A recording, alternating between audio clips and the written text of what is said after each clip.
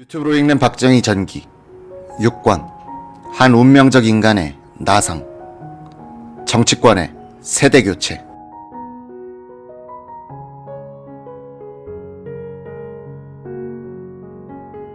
김정열 주미대사는 새벽잠에서 일어난 박정희 의장에게 워싱턴의 상황을 설명했다. 여기 상황을 종합해보니 대부분의 국가 원수들이 장례식에 참석하기로 되어 있습니다. 김현철 수반을 보내기로 하셨다는데 여기 사정을 감안하셔서 각하께서 꼭 오셔야겠습니다. 아, 일이 그렇게 됐소. 하지만 총선이 며칠 남지 않아 내가 떠나기가 정말 곤란한데. 김 대사는 거듭 참석을 건의하면서 대서관의 참모들도 같은 의견이라고 덧붙였다. 박정희는 알았소 하고 전화를 끊었다. 박 의장은 전날 전국 유세 도중 대전 유성 관광호텔에서 잠을 잤다. 윤주영 총재 비서실장이 새벽에 침실로 들어와 깨우는 바람에 충격적인 뉴스를 알게 됐다. 김용태는 그때 유성에서 국회의원에 출마했는데 박 의장에게 이렇게 건의했다고 한다. 케네디 대통령의 장례식에는 세계 각국의 국가 지도자들이 참석하는데 각하와의 정분을 생각하셔라도 꼭 가셔야 합니다. 박 의장의 일부 참모들은 총선이 더 중요하다면서 방미를 반대했다. 김용태는 다시 건의했다. 대통령 선거에서 이겼는데 공화당 의원이 좀 적게 당선되면 어떻습니까? 각하께서 미국에 가시는 것이 오히려 선거운동에 유리하게 작용하여 당선자가 늘지도 모릅니다. 여기 일은 우리한테 맡겨놓으시고 세계 지도자들과 함께 장례식에 참석하십시오. 그래, 내가 직접 가야겠어. 5.16 후 나를 미국으로 초청하여 나에게 많은 용기를 준 사람이 아닌가. 박정희 의장은 시카고를 거쳐 워싱턴으로 가게 돼 있었다. 박 의장이 시카고에 도착하자 김정열 대사가 기내로 들어갔다. 박 의장은 군 선배이고 남로당 관련 수사 때 자신을 많이 도와준 김정열 대사를 보더니 자리에서 벌떡 일어나 거수경례를 하면서 명에 의해서 왔습니다 라고 농담을 했다. 아이고 죄송합니다. 여기 사정이 꼭 오셔야 할 것 같아서 무리한 말씀을 드렸습니다. 와주셔서 대단히 감사합니다.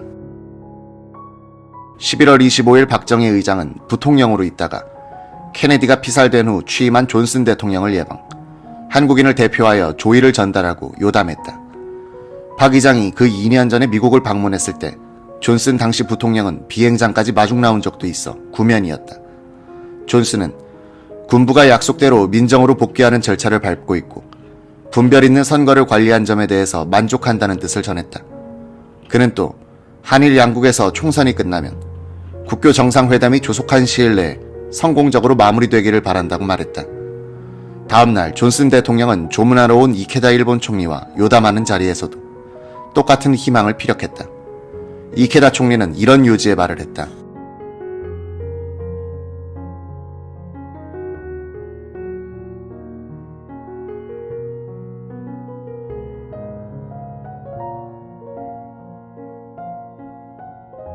박정희 의장의 공화당이 총선에서 과반수 의석을 얻기가 힘들 것이기 때문에 조속한 국교 정상화는 어려울 것 같다.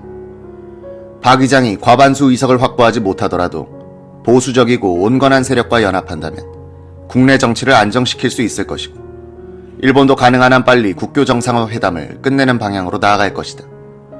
이케다 총리는 이어서 존슨 대통령에게 한국은 잘 교육되고 부지런한 2,500만 인구의 나라다 라고 상기시킨 뒤 이렇게 말했다.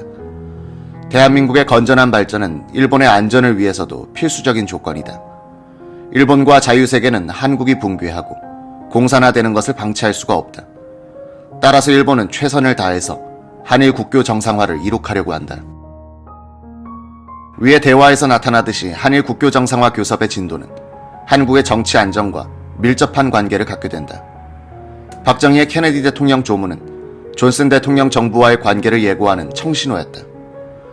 군정이란 약점으로 해서 끊임없이 미국 정부로부터 압력을 받아오던 박정희 정부는 두 차례의 비교적 공정한 선거를 통해서 국민의 심판을 받음으로써 정통성을 확립했다. 박정희 민선 정부가 추진한 2대 외교정책, 한일 국교 정상화와 월남 파병, 미국이 한국의 압력이 아니라 부탁해야 할 성격의 것이었다. 이제는 박정희가 대미 카드를 쥐게 된 것이다. 미국의 경제 및 군사 원조란 대한 카드와 한국의 이런 대미 카드가 균형을 이루면서 이후 약 10년간 한미 관계는 안정되고 이 안전판을 바탕으로 하여 박정희 정부는 군사비 지출을 최소한도로 묶고서 경제 발전에 총력을 쏟게 된다. 한미 관계가 다시 악화되는 것은 1977년 카터 대통령이 집권하면서부터다. 카터는 케네디가 고딘 디엠에게 가졌던 시각과 흡사한 각도로 박정희를 봤고, 이로 인한 한미 관계의 악화는 박정희의 죽음으로 이어진다. 1963년 11월에 있었던 고딘 디엠과 케네디의 암살, 그리고 카터, 박정희의 갈등과 박정희의 암살이란 두 장의 필름을 겹쳐서 보게 되면 뚜렷해지는 어떤 모습이 있다. 그 모습은 민주주의를 도덕적 원칙뿐 아니라 외교 무기로 이용하는 강대국과 맞서면서 자주를 모색하는 약소국 지도자의 운명 같은 것이다.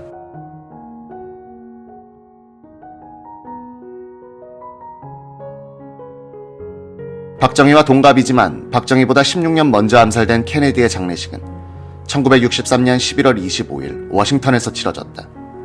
성조기 이외에는 아무런 장식을 하지 않은 케네디의 관은 국회의사당을 출발, 백악관 집무실에 잠시 머물렀다가 마테 성당에 도착하여 연결 미사를 치렀다. 박정희 의장은 다른 세계 지도자들과 함께 도보로 영구 행렬을 따랐다. 마테 성당에서는 케네디 제클린의 결혼식에서 아베 마리아를 축가로 불렀던 가수가 나와 이번에는 진혼곡으로 그 노래를 다시 불렀다. 케네디의 유해는 포토맥 강을 건너가 엘링턴 국립묘지에 묻혔다. 케네디 대통령은 한국 총선 기간 중 박정희를 마지막으로 도와주기도 했었다. 민정당의 윤보선 후보는 한국 정부가 재정 안정 계획을 성실하게 지키도록 하기 위한 일종의 견제 수단으로 미국이 동결해 두었던 원조 자금 1,500만 달러를 지적하면서 박정희 정부는 미국으로부터 고립됐다고 주장했다. 박정희의 참모들은 세뮤엘 버거 대사에게 동결 자금의 해제를 요구했다. 버거 대사는 미국 정부의 입장이 반박이라는 오해를 받을까 걱정했다.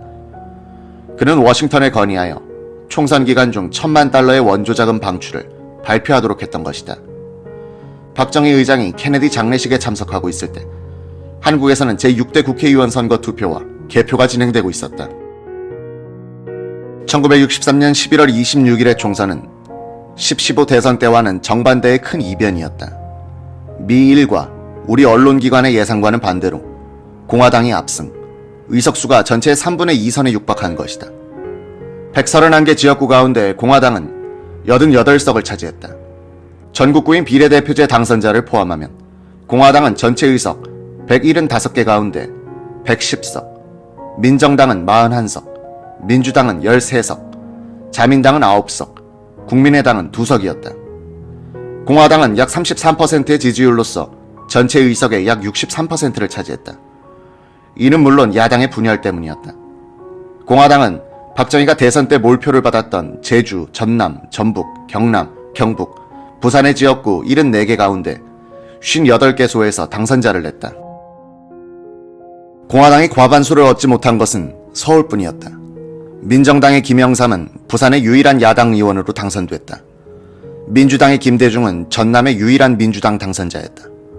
이 총선에서 김대중은 전국적인 쟁점의 중심 인물이 됐다.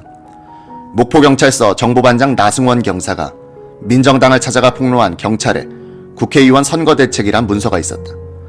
경찰이 김대중 후보를 낙선시키기 위해서 선거운동에 개입했다는 이 폭로는 선거에서 큰 쟁점이 됐다. 박정희 의장은 신속하게 대응했다. 지령한 경찰 간부와 공무원들을 구속시키고 박경원 내무장관과 이소동 치안국장을 물러나게 했다. 김대중 후보는 약 2만 2천 표를 얻어 공화당 후보를 배의 표차로 이겼다.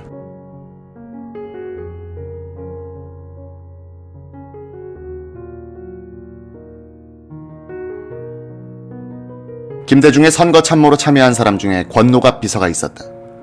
그는 1961년 5.16 혁명 직전에 있었던 강원도 인제지역 보궐선거 때도 김대중 후보를 도왔다. 권노갑은 나는 김대중 대통령이 오랫동안 목포를 떠나 있었기 때문에 고향에 잘 아는 사람이 적은 것을 보완해주기 위해 비서로 참여하게 됐다. 김 대통령은 나의 고향 선배이고 목포 상고 4년 선배다. 나는 동국대를 졸업한 뒤 미군에 통역을 하기도 하고 목포 여고에서 교편을 잡고 있어서 각계각층 사람들을 알고 있었다 라고 했다.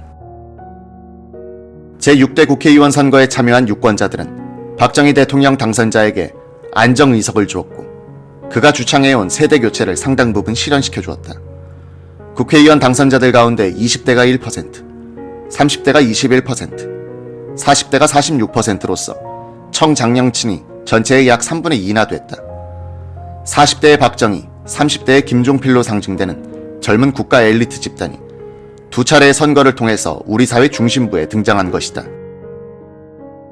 이에 반대하는 세력은 60대의 윤보선으로 상징되는 구정치 세력이었다. 광복 후 우리나라에서 유교적 가치관을 밀어내고 가장 강력한 정치 이념으로 등장한 민주주의를 금과 옥조로 삼고 있었던 이들은 민족사의 발전 단계상으로는 수구 세력을 대표하고 있었다. 국가 근대화의 대세 속에서 떠내려가 버릴 위기에 처한 이들을 구해준 것은 대학생들이었다. 1964년 봄 한일회담 반대 시위를 거치면서 60대가 이끄는 구정치 세력은 집요한 선전, 선동술로서 10대 후반, 20대 초반의 대학생들을 야당 편으로 돌려놓는 데 성공하면서 생명력을 연장한다. 학생 세력이 민족주의와 조국 근대화를 내세운 젊은 박정희, 김종필 세력을 밀지 않고 서구식 민주주의의 전면적 실시를 요구하는 늙은 구정치 세력 편에 서게 됐다는 것은 그 뒤 우리나라의 정치와 지성사의 갈등, 고뇌, 견제, 긴장의 불연속선을 만들어낸다.